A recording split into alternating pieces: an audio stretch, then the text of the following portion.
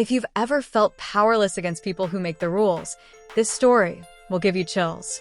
Hit that like button, subscribe, and buckle up because today's story is about grief, rage, and the kind of revenge that makes the powerful finally tremble. Porsha had dreamed of being a mother her entire life. Her husband described her as the kind of woman who lit up when she saw a baby in the grocery store. She'd always say, "Someday that'll be me." And then one morning, she finally got the news she'd been praying for. 2 pink lines. Pregnant. She cried tears of joy in her bathroom, clutching the stick like it was gold. But that joy didn't last, because a few weeks later, the doctor gave her devastating news. Her pregnancy wasn't viable. Without immediate medical intervention, it could kill her. Normally, a doctor would step in, take care of her, and save her life. But this was post-Roe, Texas. Her doctor looked her in the eye and said, voice shaking, "Legally, I can't help you until you're on death's doorstep." Imagine hearing that. Your body is literally a ticking time bomb, and the people who are supposed to save you shrug and say, "Sorry, it's the law." And Brenda's story wasn't much different. She had children already, children who depended on her. When she faced pregnancy complications, doctors told her the same thing. Our hands are tied.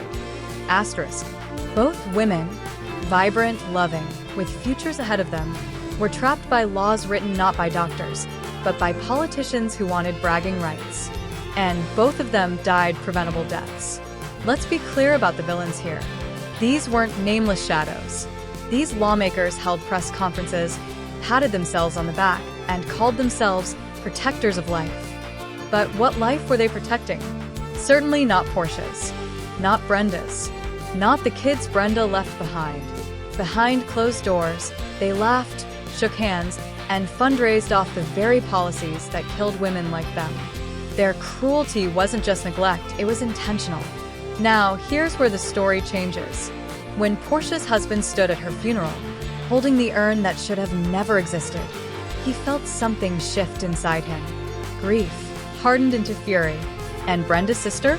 She couldn't sleep at night knowing her nieces and nephews would grow up motherless, while the very people responsible went home to their own families without a shred of guilt. These families weren't going to sit quietly. No, they decided if the lawmakers had written their loved ones' death sentences, then it was time to make those lawmakers face what they had done. Revenge didn't come with fists or violence. No, it came with something far more devastating: truth. The families of Porsha and Brenda gathered evidence, medical records, testimony from doctors who were too afraid to act, and the gut-wrenching details of their deaths. They filed lawsuits. They went to the media. And then they told their stories in public hearings. Picture it, a packed courtroom. Lawmakers in their crisp suits, expecting another boring session. And then Porsha's husband walks up, holding a framed photo of his wife. His voice shakes at first, but then it rises like thunder. This woman should be alive. My wife should be raising our child. But because of your law, I buried her. Silence. Reporters scribbling furiously. Cameras flashing. The lawmakers shifted uncomfortably in their seats. Because in that moment, they weren't untouchable. They were exposed. Brenda's sister followed. She brought Brenda's children with her. The little ones clutched teddy bears, confused, scared, missing their mom. She looked those lawmakers dead in the eye and said, "Tell them why their mother is gone. Look them in the face and explain your politics were more important than their mom's life." The room went cold. The hearings went viral. News outlets picked it up. People across the country shared the clips, outraged. And for once, the lawmakers couldn't hide behind polished speeches. Every time they opened their mouths, people shouted back. Porsha, Brenda, The families turned their grief into a movement. They organized protests. They fundraised for other women trapped in similar nightmares.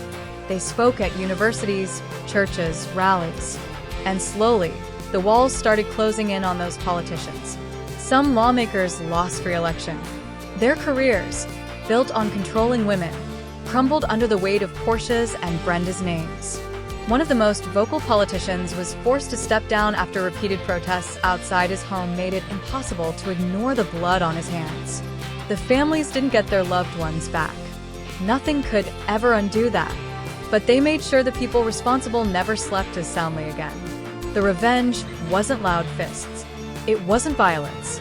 It was dignity, persistence, and a mirror held up so the powerful were forced to see exactly what they had done. And the best part? Every time those lawmakers tried to move on, someone would whisper their names again. Porsha, Brenda, Their legacy became the lawmakers' curse. Revenge doesn't always look like fire and fury. Sometimes the sweetest revenge is refusing to let the guilty hide. These lawmakers wanted their laws to be untouchable. Instead, they'll be remembered as the ones who destroyed lives and got destroyed in return by the truth. If this story shook you, smash that like button and let me know in the comments.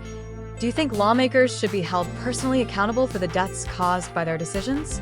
And don't forget to subscribe for more stories where the powerful finally get what's coming to them.